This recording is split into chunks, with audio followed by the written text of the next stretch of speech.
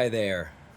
So in this video, I'm just going to try to briefly talk about some of the main concepts and theories that frame book two, our second workbook on musicking theory. So in that first book, sound theory, we were really talking about how organisms tune in to a sounding environment.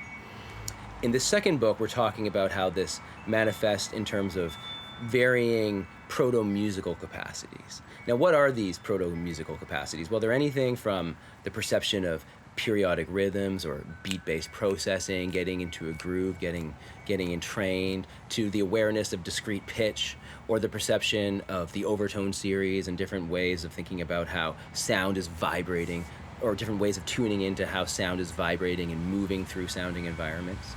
Now, in this book, we're talking about how, with really highly social animals, these sonic capacities become, connected with social action, social behavior, and certain animals, certain really highly social, cultural animals, form what we call a musicking taskscape.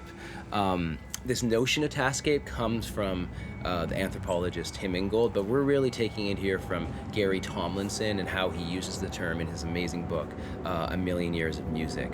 So we're going to talk about, really quickly, three aspects, three basic elements of the musical taskscape that really constitute different kinds of musicking relationships. So these are what we're calling resonance, rhythm, and harmony, and we're linking these with the famous semiotic trichotomy of icon, index, and symbol.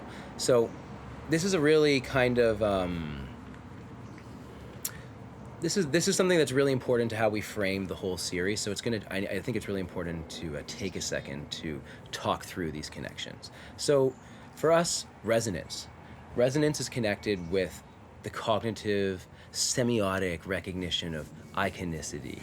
Resonance is at the root of all musicking and sounding relationships, associated with that most basic kind of sign relationship, the icon. So to attune to a sounding environment always implies modes of resonance, which involve the recognition or association of shared form, shared likeness, the recognition of the icon. And in this way, the icon is really the root of all aboutness relationships that animals form with their environment. You think of a sound, things sound like what they are. You hear a cougar coming to kill you in the forest, it sounds like that cougar. Things sound like what they are. My friend Thomas sounds like Thomas. He has distinct acoustic signatures resonating from his voice, a distinct kind of combination of overtones. It's a kind of icon. I can see it when Thomas enters the room and I hear his voice. I know before seeing him that is Thomas. It is the root of that aboutness relationship. So that's that first kind of connection, resonance, icon. Now, rhythm. What we're calling rhythm is associated with the kind of cognitive semiotic recognition of indexicality, what Charles Peirce defined as indexicality. So resonance, once resonance happens, it kind of implies the interaction of some resonant object in the world, or some resonant being. So as a mode of musicking, resonance implies entrainment, getting in sync, which can be understood generally as the process by which one system, any kind of system, becomes physically, temporally synchronized and coordinated with another. This is what entrainment is. Now we associate this with the perception of indexical relationships in the sounding environment, such as what are these indexical relationships in the sounding environment? The things I talked about, how the icon gets located in time and space. It could be the perception of order, time, or rhythm itself. An icon is a sign that signifies based, again, on shared form. An index, or shared likeness, while an index is a sign that signifies its object based on being directly, physically, or contiguously correlated or connected with it. So the example everyone goes to is smoke signifies fire to many, many animals, or a rain cloud signifying oncoming rain, right? So these indexical relationships are really, prominent in nature itself. But they're also really, really prominent in musicking, rhythmic relationships. So they're really, again, they're really varied in nature, these indexical sound relationships, but they're also behind things like the kind of gravitational indexical pull of tonality itself, inherent in musical modes, where you're being pulled towards the tonic, or different kinds of musical resolutions in different ways that we see in scales or modes or ragas in Hindustani music. And yeah, at one level, it's also how these indexical relationships are behind how we perceive things like rhythmic dissonance, consonance, resolution, cadence. As we feel in polyrhythmic music, there's these rhythms that feel more resolved, and there's these rhythms that feel more tense, right?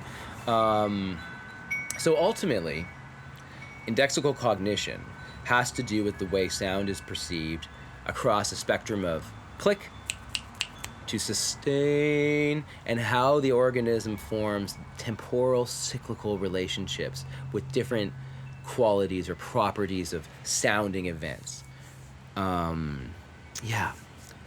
This leads us to the final connection here, and that is harmony correlated with the cognitive semiotic recognition of the symbolic, symbolicity. So when resonance occurs and is perceived in terms of these rhythmic cycles and entrainments, these indexical rhythmic cycles and entrainments, emergent, virtual, harmonic pulls and patternings weigh on the present musicking as a kind of adjacent space of possibility and anticipation. We can anticipate certain resolutions. The mode is going to resolve here. The song is going to resolve here. The rhythmic cycle is going to resolve here. Now, unlike resonance and rhythmic relationships, harmonic musicking relationships represents habitualized and conventionalized paths in musicking that animals, these social animals, enact. We can think of these, and this is a bit complex, as kind of past learning, past scaffoldings, and past path dependencies that have led you towards certain kinds of musical ways of doing things, certain habitual connections in musicking. So harmony is symbolic in the sense that harmonic possibilities are not actual, embodied, instantiated, coming from the sounding environment directly. They're not resonating iconic or rhythmic indexical relationships, but rather something a little different. They represent the virtual projectioning of habitual patterns, organisms' habitual patterns and interpretive dispositions on the unfolding and resonating musicking taskscape. So they're how the organism anticipates sound to unfold, musical relationships or social relationships connected with sound to unfold. Charles Peirce said that the reality of symbols is not the reality of embodied signs. It is the reality of signs, rather, in their possibilities of embodiment. It involves anticipating something is likely to happen. So thank you. That was a little, very, very brief framing of the icon, index, symbol, resonance, rhythm, harmony, connection. In future videos, Thomas and I are going to work through all these implications in different ways. But there's so many different things that we can pull on here, and there's all these different places that this leads us, but this is a good start. So thanks for listening.